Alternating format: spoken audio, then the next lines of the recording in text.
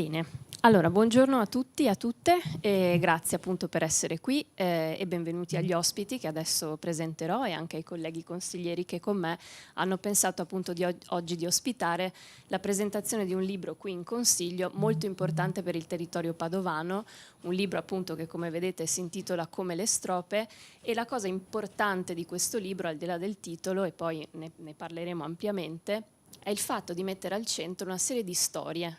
Lo dice il sottotitolo, storie di ambientalismo nel Veneto e nella Bassa Padovana. Perché è importante mettere al centro queste storie? Perché sono delle storie di cui spesso discutiamo in questo Consiglio regionale, di cui spesso ci occupiamo cercando di portare alcune delle sensibilità che possiamo leggere all'interno di questo libro dentro le istituzioni. Ed è un libro importante perché racconta una storia di mobilitazione che non nasce ieri, ma nasce appunto tanti anni fa, e racconta come storie di diverso tipo che hanno trattato temi ambientali, temi di tutela del territorio, temi legati alla salute delle persone in maniera molto connessa. Cioè, se leggete l'indice, dopo andremo un po' a vederlo anche grazie agli autori, abbiamo una serie di storie che si connettono, luoghi diversi, battaglie diverse, persone diverse e reti che si mobilitano a tutela di un territorio. Quindi oggi sono felice di poterlo appunto ospitare qui dentro perché mi sembra la sede più giusta per portare un racconto di questo tipo.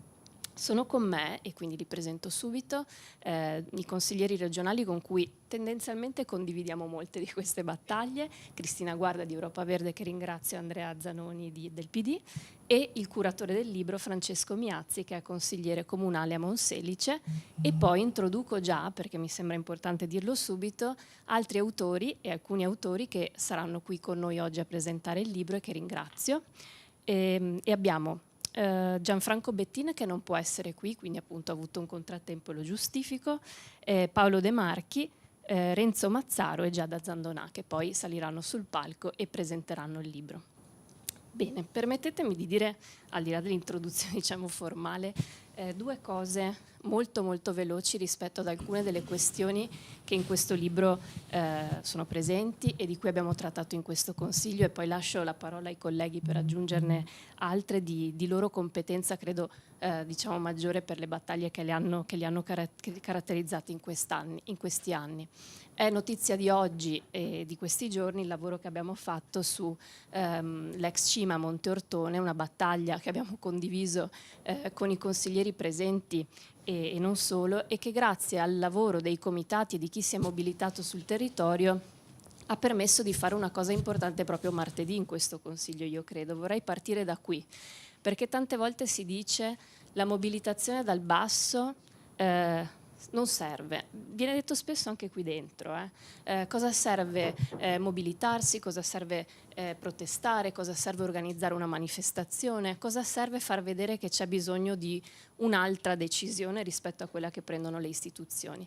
Ecco, aver fatto il lavoro che è stato fatto grazie a chi racconta anche dentro questo libro, aver portato 1000 persone a chiedere che un comune facesse un passo indietro rispetto a una variante, ancora parziale perché dobbiamo vedere poi cosa accadrà se ne faranno altre di varianti, e aver portato il Consiglio regionale a votare una mozione all'unanimità, non facile, che dicesse almeno nero su bianco che devono essere messi al centro due questioni fondamentali, la tutela dell'ambiente ma anche quello che le comunità locali vogliono.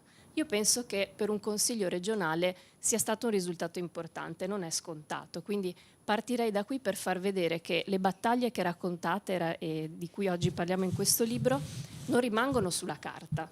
Cioè la cosa importante è provare nel ruolo appunto di persone elette di portarle dentro le istituzioni e cercare di farle diventare decisione pubblica. Ecco, io credo che sia questa la cosa interessante delle battaglie che qui dentro vengono oggi raccontate, e vi ringrazio appunto per essere qui.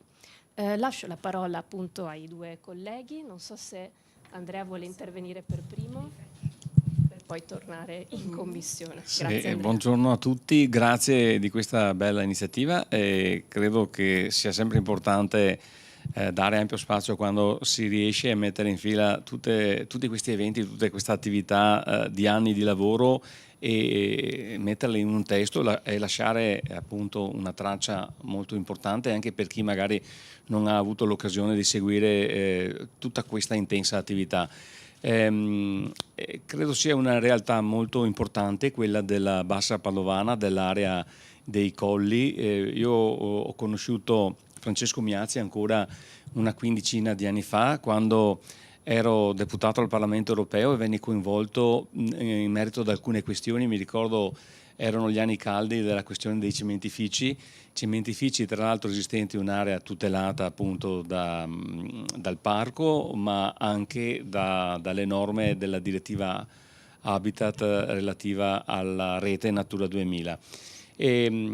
Credo che la situazione oggi, senza questo impegno dal basso, senza l'attività fatta io penso saranno centinaia e centinaia di eventi pubblici e di manifestazioni, credo sarebbe molto diversa, in senso naturalmente negativo. Quindi un lavorare sul territorio per pretendere a volte semplicemente anche il rispetto delle normative vigenti.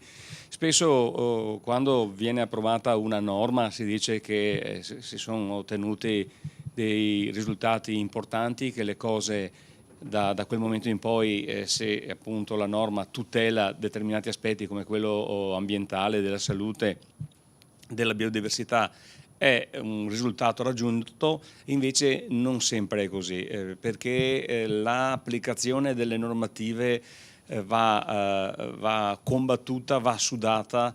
Spesso ci sono tante belle normative che tutelano la nostra salute, il nostro ambiente, però magari poi non sono oggetto di controlli, non vengono finanziati i controlli necessari.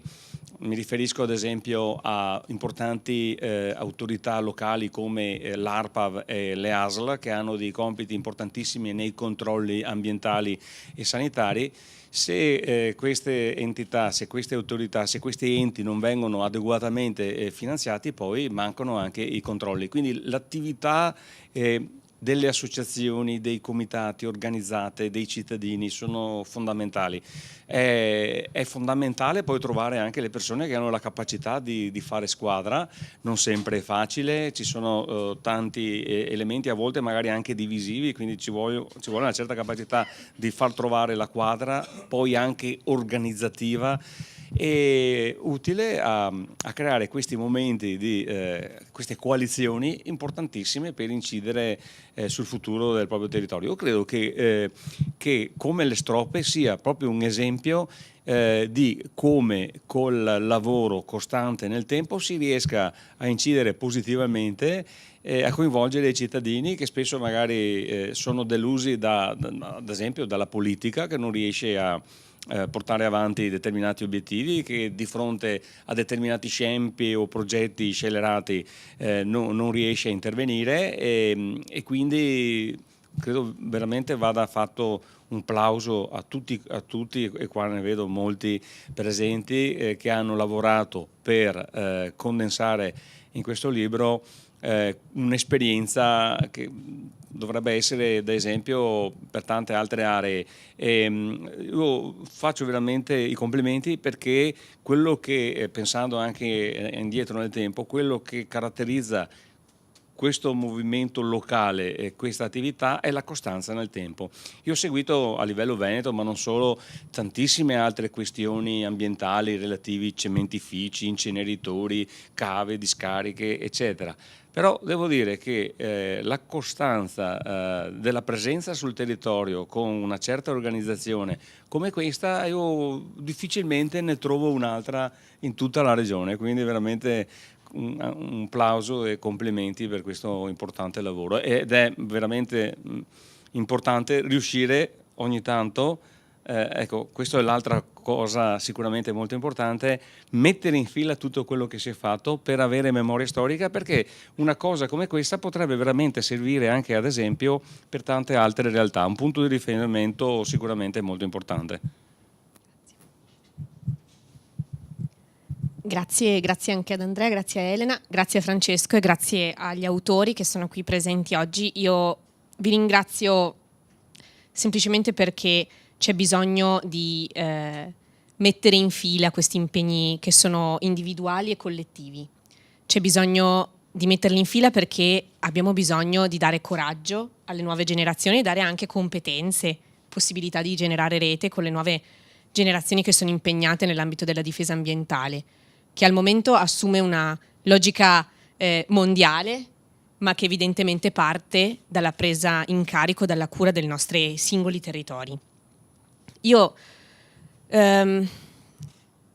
alcuni di questi temi li sento molto dentro al mio cuore, penso alla questione della lotta per la fratta Gorzone, per il nostro fiume che è abusato dagli scarichi industriali, penso alla questione anche più recente rispetto ad altre, che è quella appunto dell'inquinamento da perfluoralchilici scoperto appunto 10 anni fa.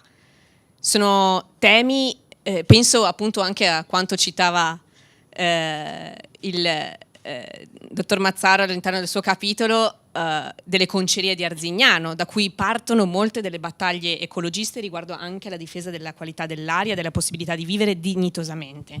E penso a tutta questa fatica di volontari, cittadini attivi che si prendono cura del proprio territorio per il bene e la salute del territorio e la salute propria e anche di chi non ci crede.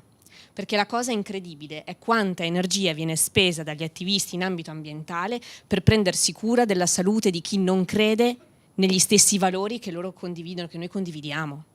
E nel veder sminuito il proprio impegno anche dalle parti politiche e da cittadini che non credono in questo e per cui comunque per amore della terra e per amore anche della collettività, della comunità, a prescindere dal loro credo politico, a prescindere dal loro sistema valoriale, per amore loro si combatte lo stesso.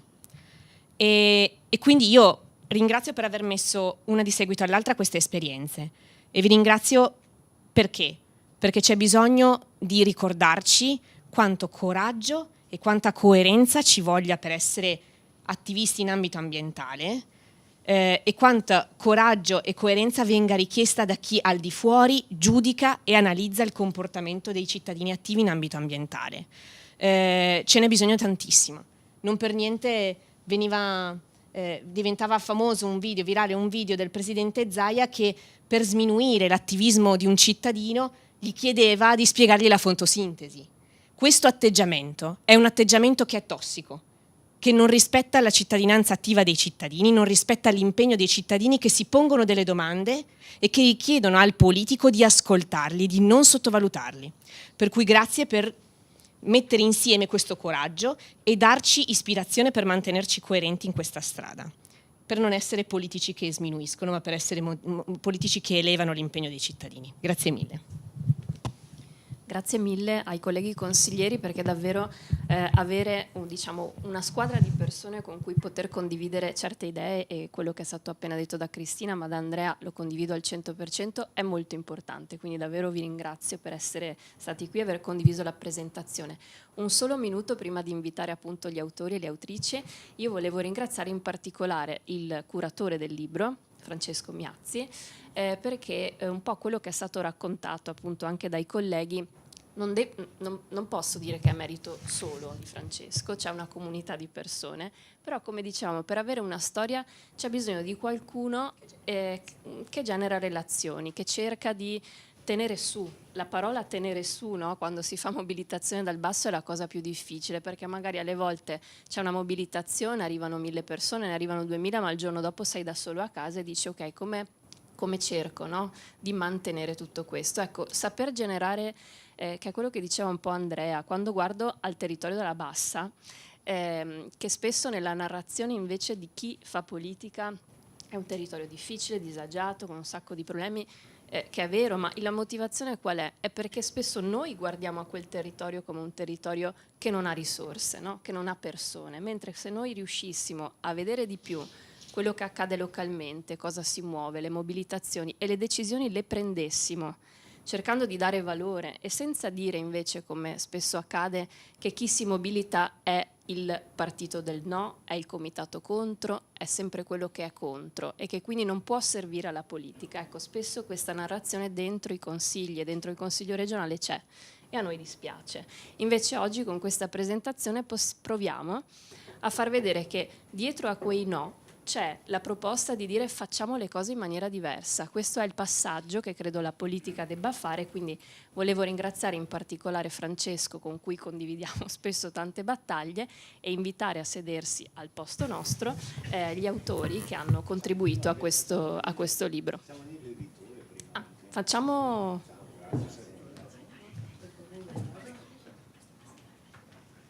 Chi vuole? Allora, intanto invito l'editore, che così... Massaro e Giada intanto. Giada, Zandonà, Enzo... Tu ti fermi qui? No, io vado, vi lascio il posto. Enzo Mazzaro e Paolo De Marchi. Prego. Prego, prego. Facciamo il giro, l'editore dopo lascia spazio. Questo così ve lo passate. Emanuele, vai tu. Bene, grazie di questa opportunità. Mi vogliono sempre che io dica qualcosa, ma io sono un semplice editore. Il lavoro è stato fatto tutto da loro, da Francesco e Giada in particolare, che hanno coordinato, certo con il nostro appoggio. Diciamo che quando ormai quasi 2 anni fa, 1 anno e mezzo fa, è iniziato il lavoro, l'idea c'era, era anche molto bella, si trattava di metterla sulla carta e quindi di stendere un piano di lavoro, ma anche di cercare di capire dove poteva andare questo libro. Il motivo per cui a me è piaciuto subito il progetto era perché mi dava l'idea di riuscire a mettere un punto fermo che facesse appunto una prospettiva veramente su 50 anni, ma con l'idea di futuro. Quindi non è assolutamente un libro dei comitati dei no, anche perché credo, anche se in copertina c'è un cartello, c'è una manifestazione dove c'è un cartello dove c'è proprio il no, in realtà, come ci insegna la comunicazione, andrebbe messo in positivo. Quel no CSS in realtà vuol dire sì alla vita e ad un certo tipo di vita. Quindi il comitato del no in realtà è un comitato per il sì, ma visto probabilmente dal punto di vista diverso. È stato un lavoro impegnativo, perché mettere assieme tanti gruppi, perché hanno la voce, tantissimi gruppi impegnati in cose diverse, ma accomunate poi da dei fili conduttori nel territorio della Bassa Padovana, che in realtà è Colli Euganei, che è stato un laboratorio incredibile in questi 50 anni, che fa anche scuola, ha fatto scuola sotto molti punti di vista, anche se non lo si conosce, forse anche proprio perché è nella Bassa Padovana. Fosse magari stato in altre zone del Veneto o d'Italia, si sarebbe conosciuto molto, molto di più. E il lavoro è stato fatto poi da loro, che sono stati bravissimi a riuscire anche a rispettare i tempi, le lunghezze, e anche a raccogliere uno spaccato che credo sia veramente bello. Non credo di dover dire altro, perché dovete parlare voi assolutamente. Grazie ancora. Ecco. I costi no. Grazie Emanuele. Allora facciamo venire Paolo De Marchi al posto tuo, dopo arriverà anche Monica Busoni. Io partirei dal ringraziamento a Elena Ostanel, Cristina Guarda e Andrea Zanoni per aver accolto, diciamo così, la richiesta, o aver formulato la richiesta per questa presentazione. Come è già stato detto, c'è una stretta relazione, vorrei dire anche a volte quasi quotidiana, tra le cose che raccontiamo nel libro e i dibattiti e le iniziative che avvengono nel Consiglio regionale. Il libro, per chi ha avuto occasione di vederlo o per chi vorrà leggerlo, parte con uno zoom sulla situazione della regione e cerca di descrivere le contraddizioni del cosiddetto modello veneto. Su questo abbiamo chiamato una serie di personalità, giornalisti, scrittori, proprio per descrivere la situazione del Veneto sotto tanti aspetti, quello ambientale, quello culturale, quello delle infiltrazioni mafiose, quello del costo anche in termini di salute che il Veneto ha pagato e sta pagando per quanto riguarda i cittadini, e questa prima parte annovera personalità che cito, tra cui Francesco Iori, Gianfranco Bettin, Fulvio Ervas, Gianni Belloni, Alessandro Taginato e Renzo Massaro, che è qui presente e che ha contribuito con un suo intervento proprio ad inquadrare, ad arricchire questa visione di cosa è successo nel Veneto e di cosa, in qualche modo, l'intreccio che c'è stato negli interventi di carattere regionale su tante delle attività e delle iniziative, a partire dal Mose a un sistema che si è poi propagato in tutto il tessuto veneto. Quindi io lascerei la parola a Renzo proprio per descrivere in parte ovviamente il suo intervento e dare questo corollario in cui poi si inserisce il racconto di tante altre realtà, di tante altre situazioni che ripercorreremo appunto con l'aiuto di Paolo De Marchi, Giada Randonà e Monica Buson che è in platea. Io direi, Renzo, parti tu. Grazie. Questo libro è un'opera collettiva, è come un coro a voci miste. Quando mi hanno proposto di entrare, anzi mi hanno chiesto con una certa, ho detto subito di sì, anche perché io dico sempre sì a tutti e dopo mi trovo nei guai. Se devo dire, ecco, il mio approccio, anzi la mia conoscenza della bassa padovana comincia ancora prima della legge sulle cave, Romanato Fracanzani, quando si era nella discussione in Parlamento di questa legge, c'era una forte tensione, come nel libro racconta benissimo Renato Malaman, c'era una forte tensione lì in zona, e io mi ricordo che facevo il corrispondente di Avvenire, il giornale di Milano, e all'epoca, 1969 sarà stato 70, ho intervistato il sindaco di Monselice, che si chiamava Balbo, il quale con il dito indice così mi disse che la gente prima lavora e dopo guarda i colli se ne ha voglia. Questa era l'idea dell'ambiente che si aveva a quei tempi. Comunque in questa opera collettiva io sono entrato occupandomi, mi hanno detto il tema è il Mose e io di questo parlo adesso.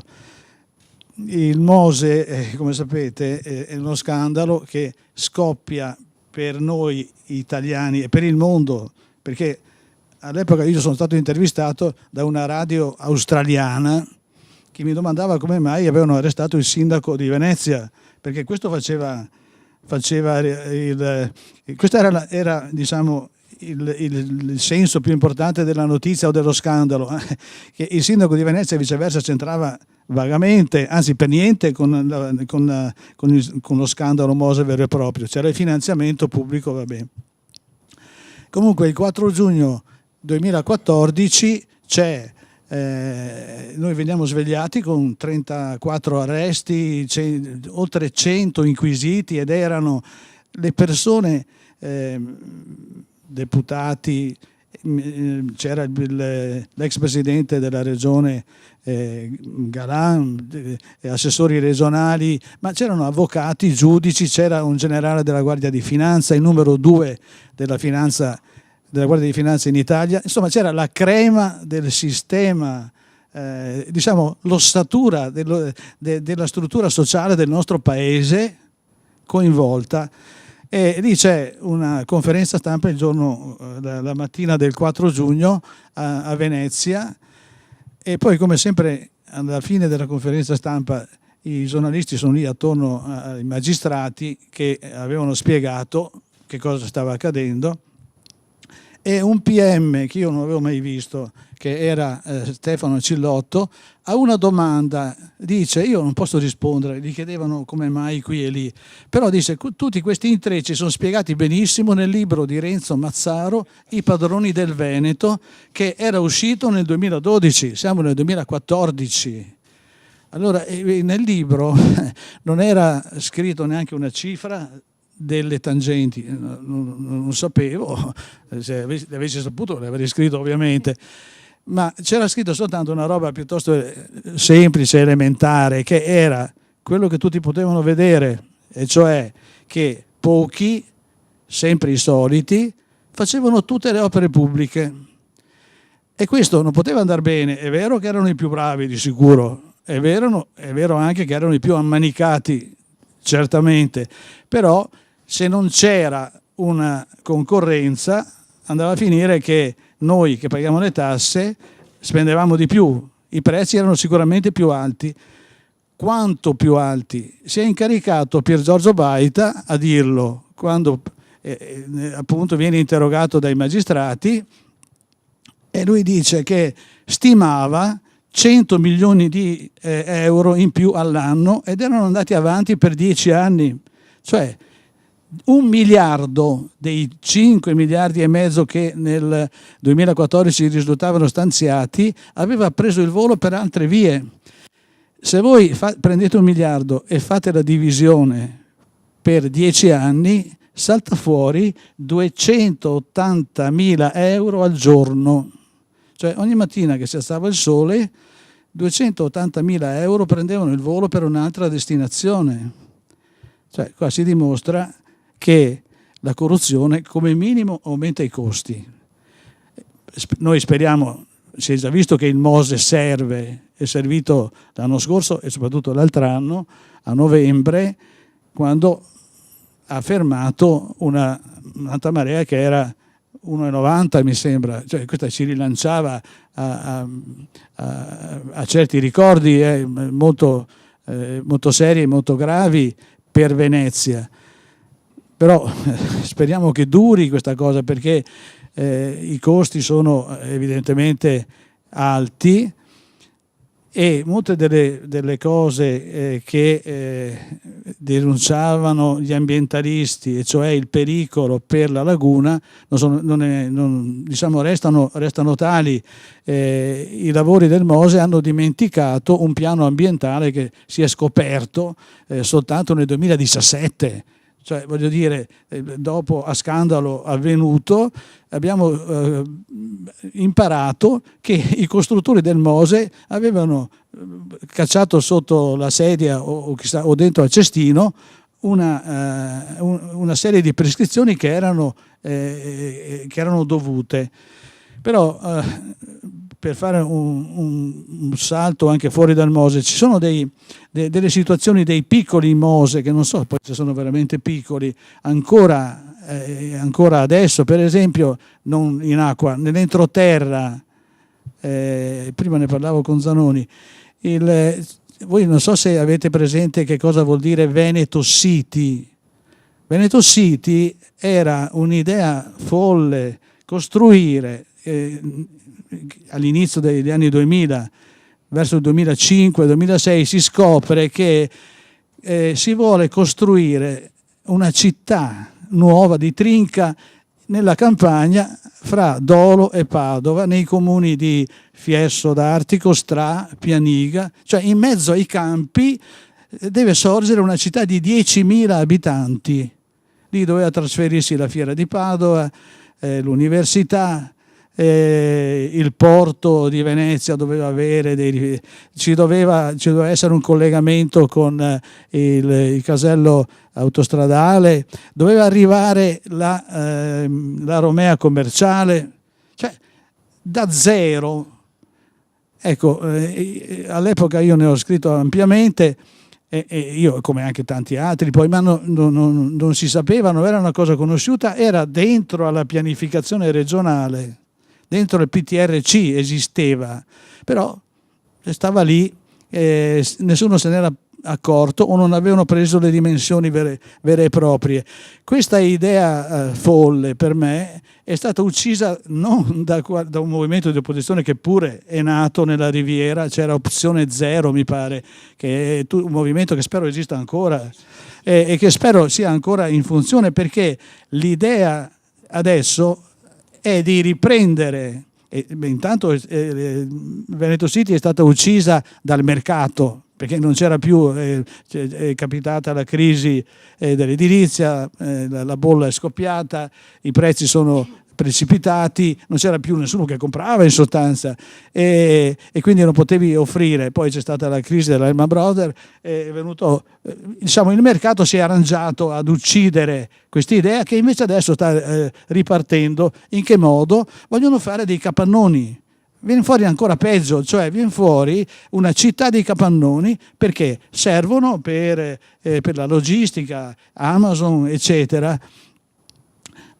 Dovete pensare che nel Veneto abbiamo 11.000 capannoni che sono ancora agibili. Sono vuoti perché i proprietari hanno cambiato destinazione, così hanno cambiato produzione. Chi è che li ha contati? Li ha contati Confindustria Veneto.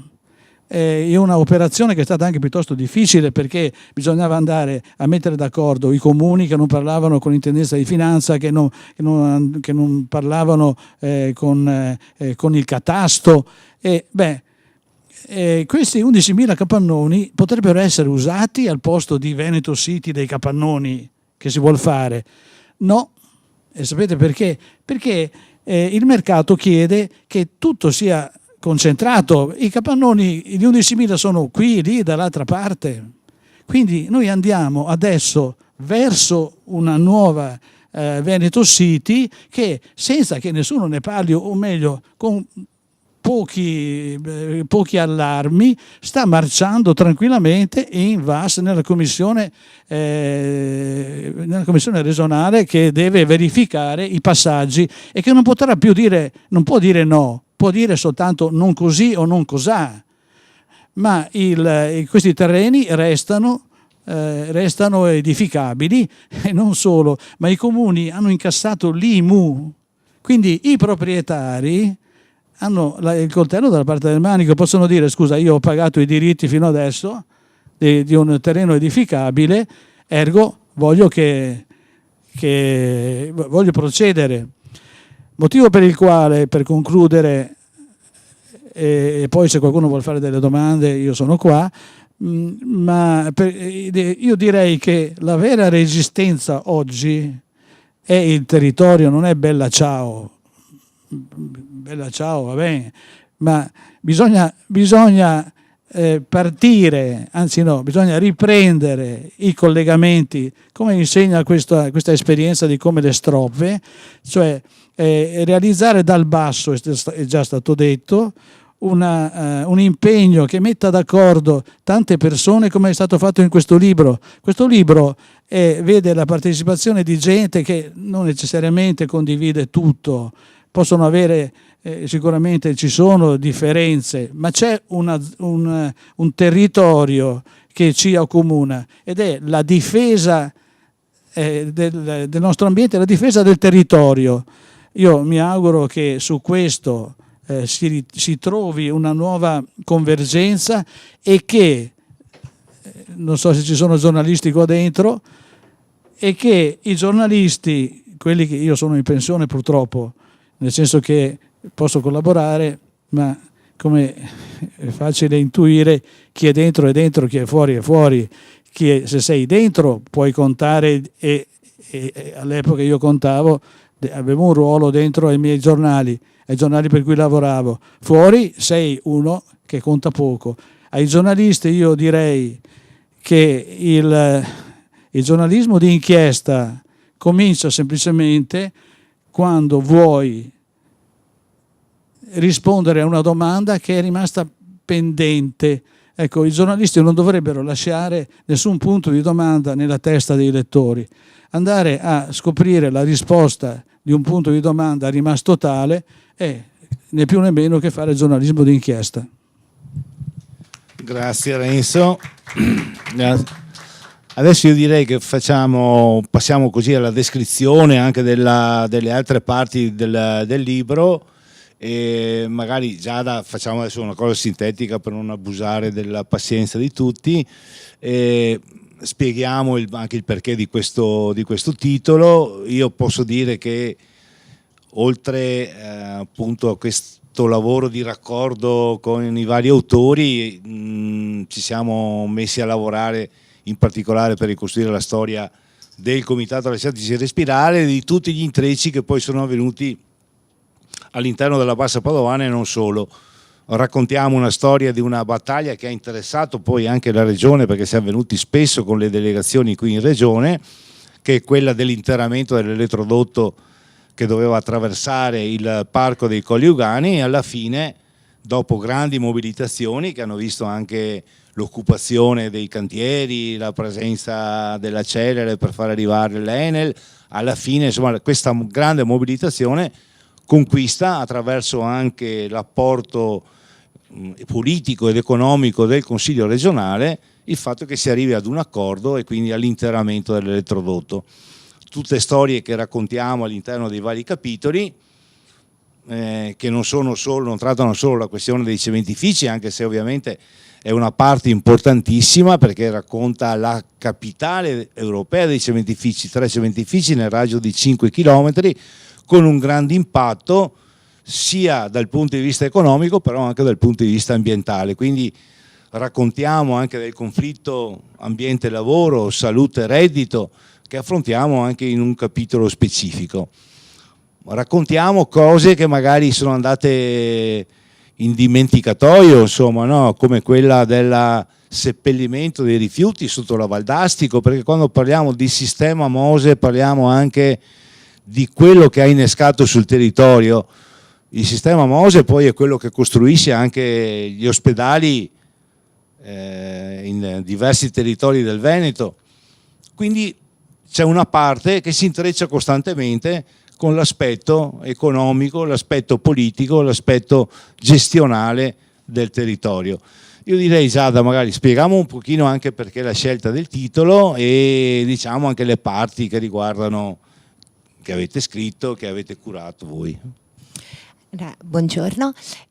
Un libro che non vuole essere antropocentrico, ormai questa parola è molto utilizzata, e per questo ci sono 2 capitoli secondo me molto importanti, uno scritto da Lauso Zagato che parla del rapporto tra uomini e animali, mettendo gli animali al centro, e un capitolo scritto dal naturalista e professore Antonio Mazzetti a 4 mani con me, che rimette al centro il rapporto tra uomo e natura, o meglio rimette al centro i Colli Euganei, e anche il titolo stesso si lega appunto a tutto ciò che è natura e territorio, perché queste battaglie che vengono descritte sono sì fatte dalle persone per il loro benessere all'interno dell'ambiente, ma anche per cercare di preservare la natura stessa, che è una parola che io ho visto anche in questi giorni, che si è parlato molto di Parco dei Colli Euganei,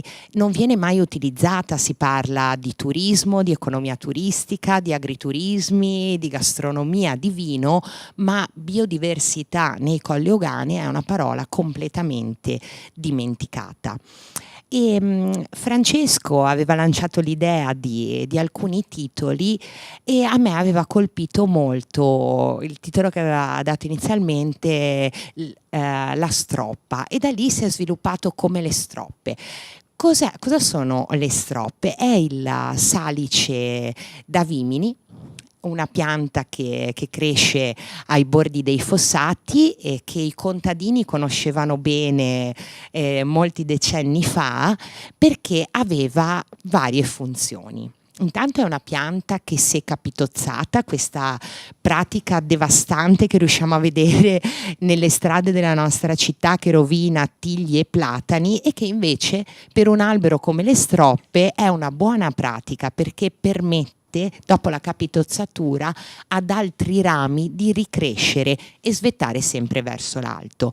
Quindi quello che un po' anche succede molte volte ai comitati, che vengono capitozzati dalla politica ma non abbassano la testa e risorgono e risvettano verso l'alto. Ma le stroppe venivano utilizzate anche per legare le vigne, per creare delle ceste. È un po' quello che è successo nella Bassa Padovana, come le persone hanno creato dei legami molto profondi tra di loro per una battaglia comune. Ed ancora le stroppe, magari io no, per fortuna magari Francesco qualche altro se le ricorderà, venivano anche utilizzate come viscia, cioè come strumento ed anche Renzo se lo ricorda, come strumento punitivo, quindi un titolo che ha veramente molte valenze e che ci riporta anche a questo legame con la terra e soprattutto con la natura.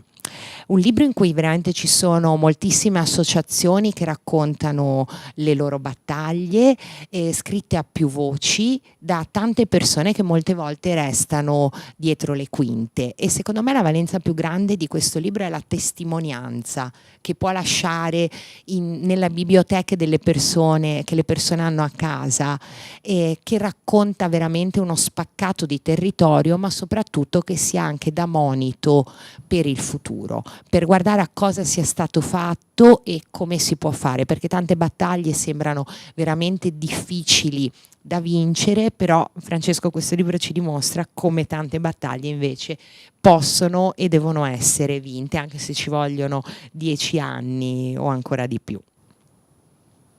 Ecco, grazie Giada, mi dai l'occasione anche per ricordare chi ha contribuito poi a questi capitoli del libro, che ricostruisce la storia, come citava prima Renzo, insomma, no, anche della vicenda della legge Romanato-Fracanzani che blocca l'escavazione sui colli, e quindi questi movimenti di comitati di difesa colli che sono un po' antesignani, stiamo parlando appunto di oltre 50 anni fa, di una esperienza che poi si tramuta e si tramanda sul nostro territorio, e qui appunto abbiamo questi contributi che sono quelli delle esperienze locali di Italia Nostra, di Lega Ambiente, del WWF, altre associazioni come la Vespa, il Moraro, che nascono e sorgono appunto nei territori della Bassa Padovana, ma anche comitati che magari hanno chiuso la loro esperienza e raggiungendo in parte anche l'obiettivo.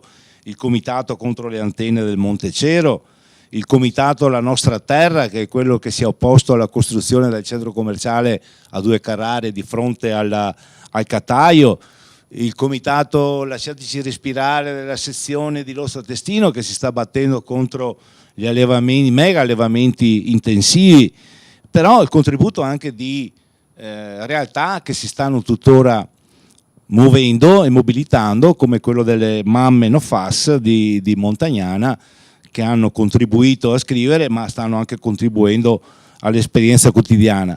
Ci sono altre storie come quelle dell'opposizione all'ampliamento della discarica di Sant'Urbano e di tante altre piccole iniziative che sono sorte nel territorio. Io su questo farei fare uno spaccato prima a Paolo De Marchi, che racconta anche il raccordo che può esserci stato dopo questa esperienza che ci ha preceduto, insomma, di mobilitazione per la difesa dei colli attraverso il blocco delle escavazioni, però la nascita di tante altre iniziative che sono quelle che poi hanno caratterizzato un po' la storia della Bassa Padovana. Su questo poi chiameremo anche Monica Buson a riportare la sua testimonianza. Buongiorno a tutti e a tutte.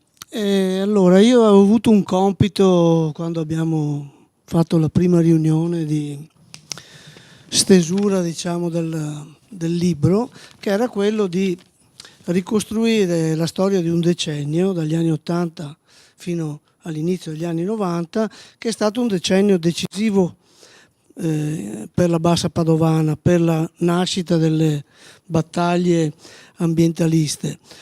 come ricordava Francesco, prima degli anni '80 c'era stata solo la questione della legge sulle cave, ma in un mondo in cui l'ambientalismo, le idee ambientaliste o comunque la sensibilità ambientalista era decisamente bassa, se non nulla. Citava Mazzaro il sindaco Balbo, che era un professore di estimo, che appunto a domanda rispondeva: prima lavorare e dopo pensare all'ambiente. Quindi l'andazzo era quello. Negli anni '80 ci sono alcuni passaggi importantissimi per la Bassa Padovana. Noi eravamo un movimento giovane, io avevo 26 anni, ero uno dei più vecchi, quindi gli altri erano molto più giovani di me, e venivamo da un impegno nelle scuole, nel sociale, che si era rivolto sostanzialmente ai problemi sentiti in quel periodo, cioè i problemi, diciamo, nella scuola, i problemi all'interno dei posti di lavoro dove cominciavamo a entrare, ma la questione ambientale era molto generica.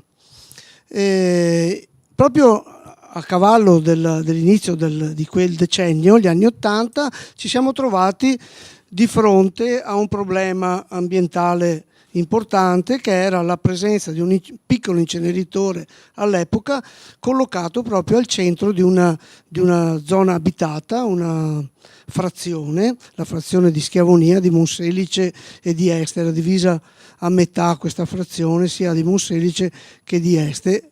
L'inceneritore era in territorio di Monselice. Quella vicenda è stata una vicenda, diciamo, che ha fatto germogliare l'interesse ambientale di tutto quel movimento, che poi ha preso il via e successivamente sono arrivati buona parte di questi a costituire le prime esperienze del comitato Lasciateci Respirare.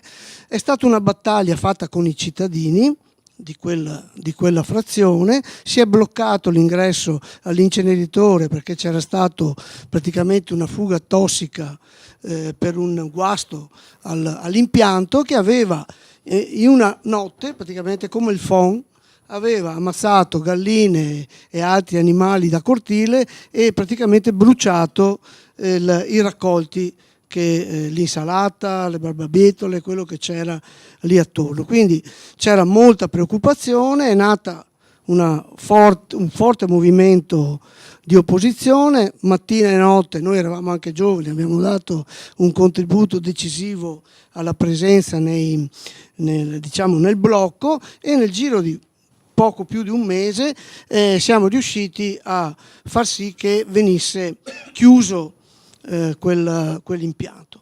Poi da lì sono nate altre iniziative contro le discariche, contro progetti allucinanti come quelli descritti, anche se in piccolo, descritti da Mazzaro. Per esempio l'idea di utilizzare una cava del Monte Ricco, che è uno dei monti di Monselice, per fare una grande discarica e costruire praticamente un viadotto viario che portasse direttamente i camion all'interno della cava.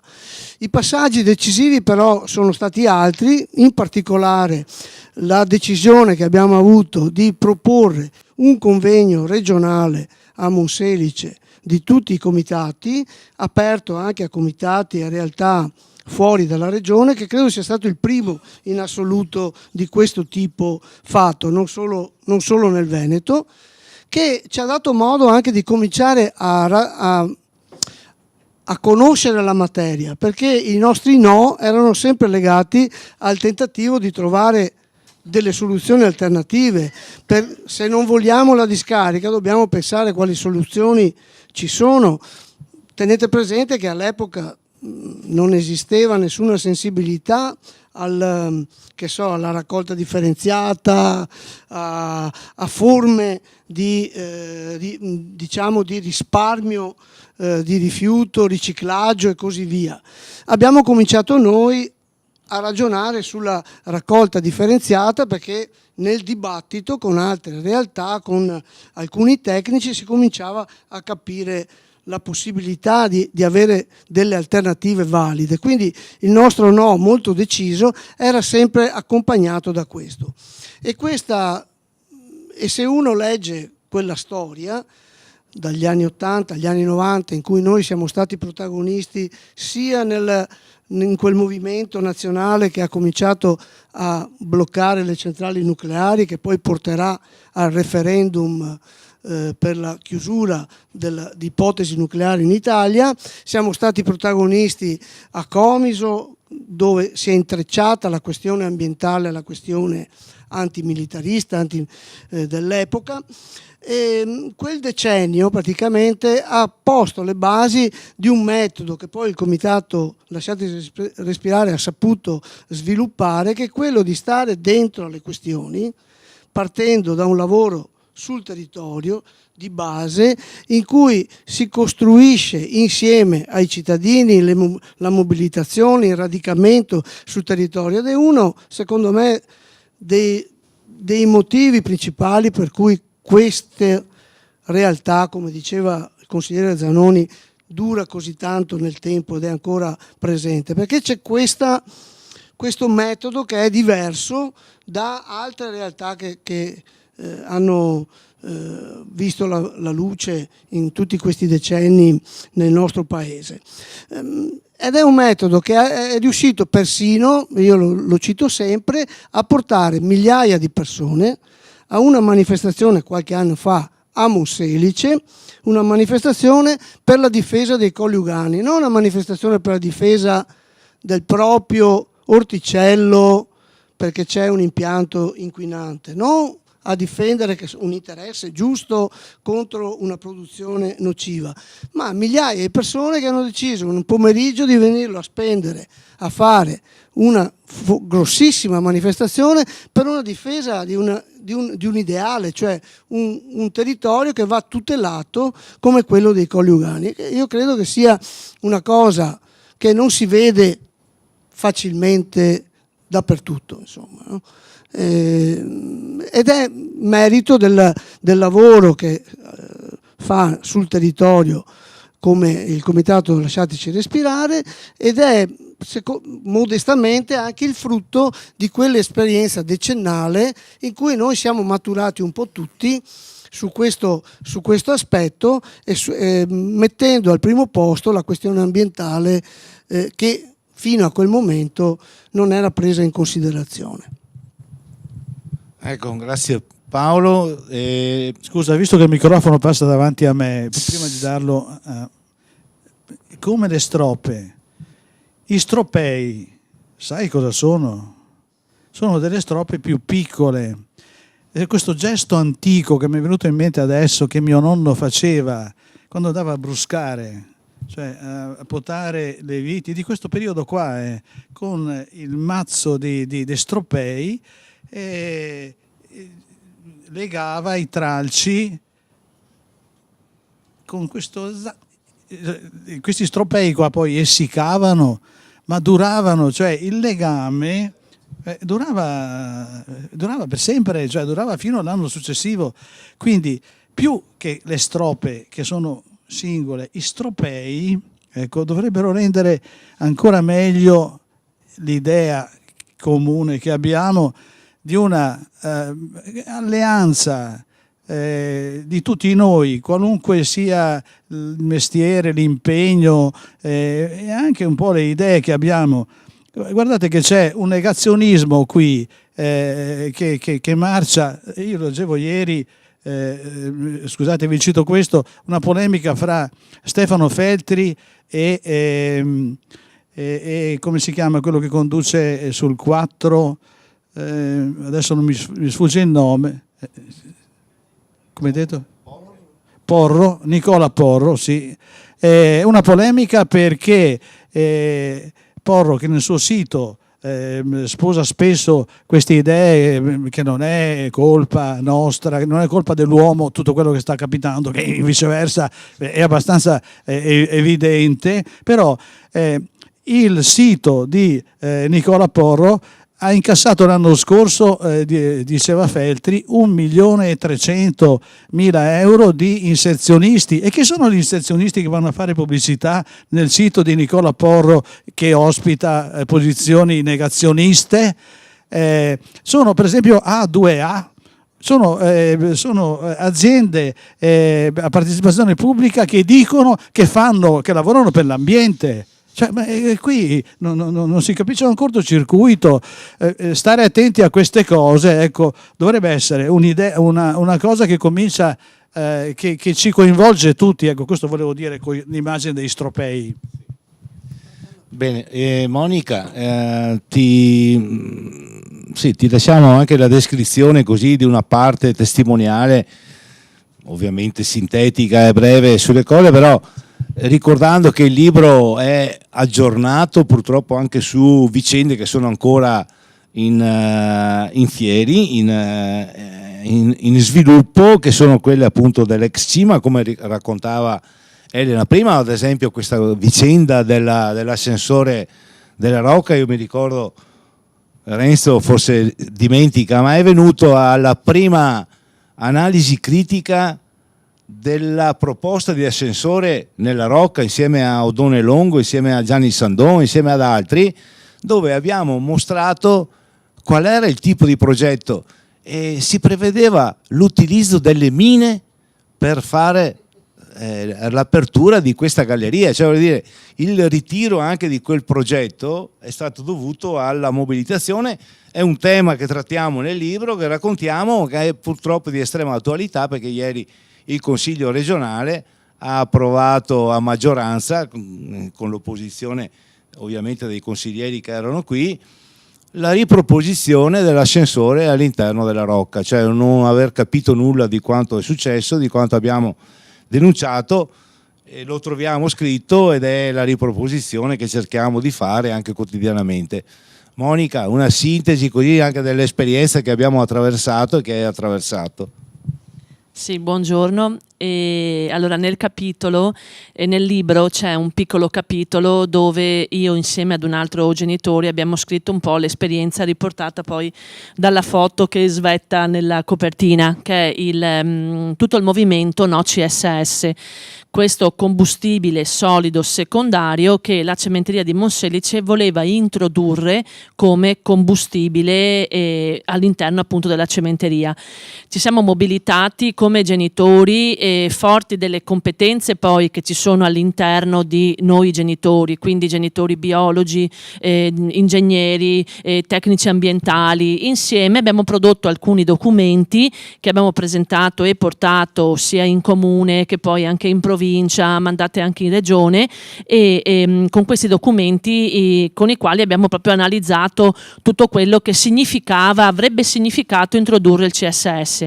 Siamo entrati all'interno dei consigli di istituto delle scuole, quindi abbiamo fatto una forte mobilitazione e abbiamo dato una forte presa di coscienza collettiva proprio per i genitori. Siamo andati dentro nei consigli comunali, occupando il consiglio comunale di Monselice, quindi delle cose che veramente sono rimaste nella storia. Perché lo abbiamo fatto? Pensando alle generazioni future, in primis naturalmente a noi, alla qualità nostra della vita, ma pensando naturalmente anche alle generazioni future, quindi ai nostri figli, alle nostre figlie e a tutta la discendenza.